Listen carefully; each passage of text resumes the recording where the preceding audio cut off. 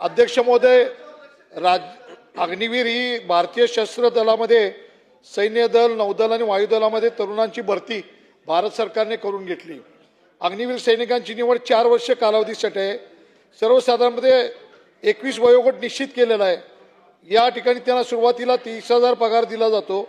राज्यातील अग्निवीर योजनेअंतर्गत 4 वर्षे भारतीय सैन्य दल, नौदल व हवाई दलात काम करण्याची सेवा पूर्ण केल्यानंतर 75% जवानांसमोर बेरोजगारीचा प्रश्न निर्माण झाला होता।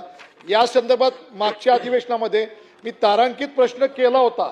या तारांकित प्रश्नाला उत्तर देताना मंत्री महोदयांनी सांगितलं होतं की या ठिकाणी शासनानं एक समिती नेमलेली आहे, ज्या समितीच्या माध्यमातून या अग्निवीराला राज्य पोलीस दल, होमगार्ड, आपत्ती व्यवस्थापन, कारागृह विभाग, वनसंरक्षक तसेच अग्निशामक दल या सेवांमध्ये अग्निवीर जवानांना आरक्षण किंवा विशेष प्राधान्य देण्यासंदर्भात शासन विचार करेल, अशा संदर्भात मंत्री महोदयांनी आश्वासन दिलं होतं। ठीक आहे, उर्वरित